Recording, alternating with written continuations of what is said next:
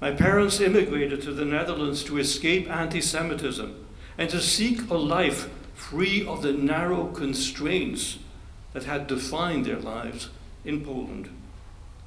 But as my father set up a successful men's clothing business in Den Haag, and my parents celebrated the births of their two daughters, my two sisters, before the Nazi invasion, and mine after the Nazi invasion, there was one link to his native Kanchiga that my father never abandoned: the violin he learned to play as a youngster, and that he continued to play even as the vice of the Nazi occupation got ever tighter. Eventually, my parents and sisters were deported. My sisters Eva, 7, and Leah, 5, were killed in Auschwitz. And my father succumbed in the Ebensee concentration camp, high in the Austrian Alps.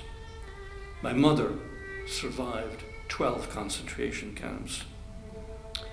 I survived because the Dutch-Indonesian Madna family and their Indonesian nanny, Mima Saina, risked their lives to save a 9-month-old Jewish baby.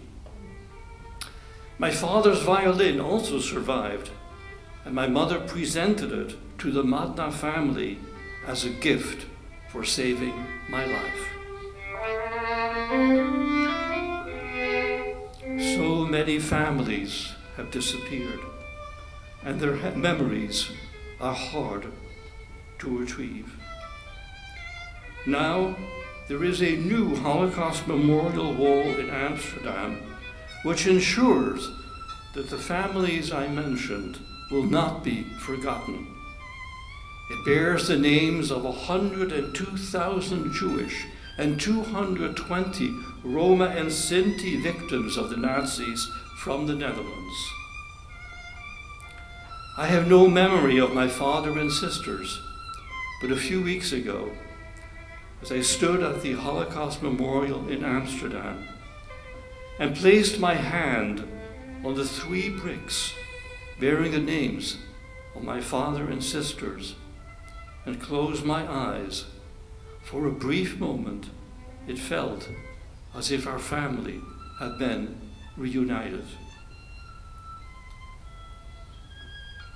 The story of Mima Saina, the Indonesian nanny who risked her life to save mine and make it possible for me to be with you today, is now part of an exhibition at the Historical Museum of The Hague, Macht, 800 Jaar Binnenhof.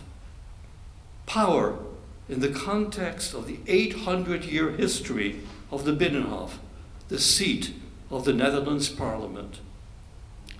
She is there to show that even an ordinary person, even a person who was never taught to read or write, has the power to stand up to evil. And that is the lesson that I pray may yet bring us to a world free of hate and bigotry. Thank you.